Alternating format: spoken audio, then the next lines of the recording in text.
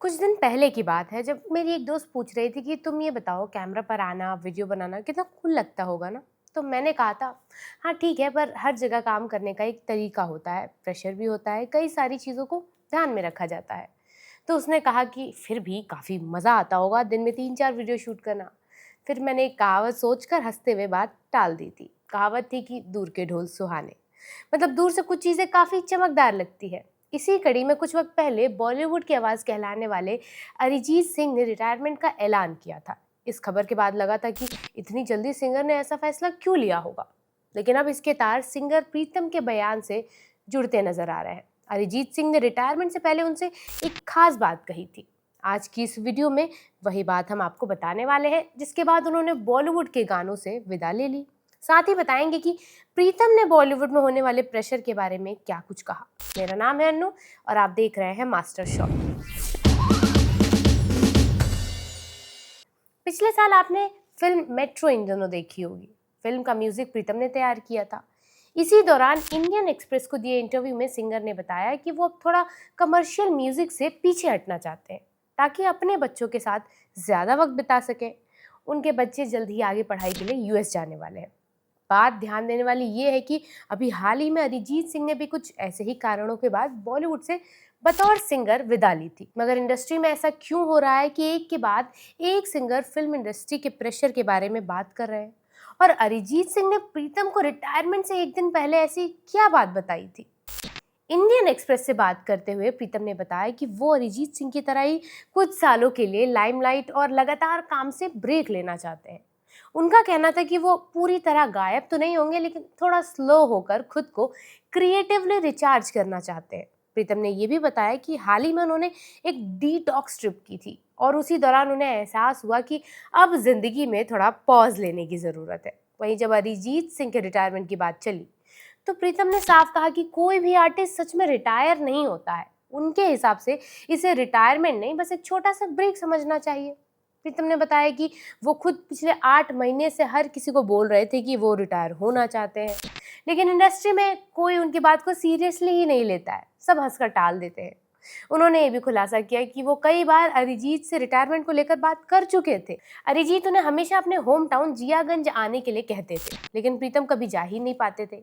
इस पर प्रीतम मजाक में कहते हैं, जिस दिन मैं रिटायरमेंट अनाउंस करूंगा सीधे तुम्हारे पास आ जाऊंगा और फिर साथ में थार पीट बात करेंगे। फिर एक दिन अरिजीत ने उनसे मजाक में कहा, जिस दिन आप रिटायर करेंगे मैं भी रिटायर कर दूंगा। और अगले ही दिन अरिजीत ने प्लेबैक सिंगिंग से ब्रेक लेने का अनाउंसमेंट कर दिया था। और उसके तुरंत बाद अरिजीत ने खुद प्रीतम को फोन किया और मजाक में कहा कि आपसे नहीं हो पाएगा, मैंने तो कर दिया। उनके अचानक ब्रेक को लेकर प्रीतम ने साफ किया कि क्योंकि वो लगातार काम और प्रेशर से थक चुके थे। प्रीतम के मुताबिक अरिजीत इतने ज्यादा गाने गा रहे थे कि एक वक्त पर उन्हें खुद कहा लगने लगा, यानी कि अब गाने को भी मन नहीं करता। प्रीतम ने यह भी माना कि कई बार डायरेक्टर्स और इंडस्ट्री का प्रेशर आर्टिस्ट पर काफी भारी पड़ता है। उनका कहना है कि वो खुद भी कई बार किसी डायरेक्टर को ना बोलने में अनकंफर्टेबल फील करते हैं। उन्होंने कहा अरिजीत फिलहाल अपना फिल्म मेकिंग का सपना एक्सप्लोर करना चाहते हैं और थोड़ा वक्त चाहिए उन्हें। प्रीतम ने लोगों से अपील की कि वो अरिजीत के रिटायरमेंट को ज़रूरत से ज़्यादा ओवर एनालिसिस ना करें। और जब लोगों ने सवाल उठाया कि अगर अरिजीत रिटायर हो गए तो उनके नए गाने अभी भी क्यों आ रहे हैं, तो प्रीतम ने बड़े कैजुअली जवाब दिया, अरे उससे आपको क्या दिक्कत है, यानी कहानी यहाँ सीधी है, ये परमानेंट गुड बाय कम और बर्नआउट ज़्यादा लगता है।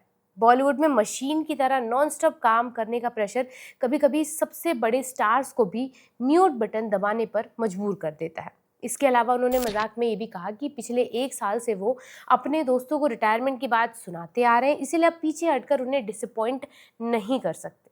प्रीतम ने इंडस्ट्री के इतने डिमांडिंग होने को लेकर कहा था कि यहाँ लोग आपको आसानी से रिटायर ही नहीं होने देते। लगातार डिलीवरीज, डेडलाइंस और प्रेशर ने उन्हें मेंटली एग्जॉस्ट कर दिया है।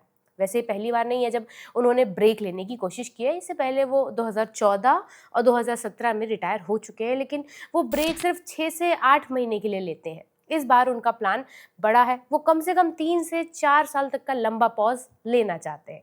जब प्रीतम और अरिजीत सिंह जैसे दो बड़े नाम ओपनली प्रेशर, डेडलाइन और बर्नआउट की बात करते हैं तो इससे सिर्फ पर्सनल फेज कहकर इग्नोर नहीं किया जा सकता। ये बॉलीवुड के उस टॉक्सिक वर्क कल्चर की तरफ इशारा करता है जहां कलाकार इंसान कम और कंटेंट प्रोड्यूसिंग मशीन ज़्यादा बन चुके हैं।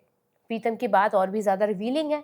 वो कह रहे हैं कि इंडस्ट्री आपको रिटायर भी होने नहीं देती। सोचिए एक इंसान जो डेकेड से सुपरहिट म्यूजिक दे रहा, उसे ब्रेक लेने के लिए बार बार रिटायरमेंट शब्द इस्तेमाल करना पड़ रहा है ताकि लोग उसे सीरियसली ले। ये दिखाता है कि बॉलीवुड में रीसेट को लग्जरी माना जाता है, नेसेसिटी नहीं। सबसे इंटरेस्टिंग बात यह है कि दोनों आर्टिस्ट काम से नफरत नहीं करते।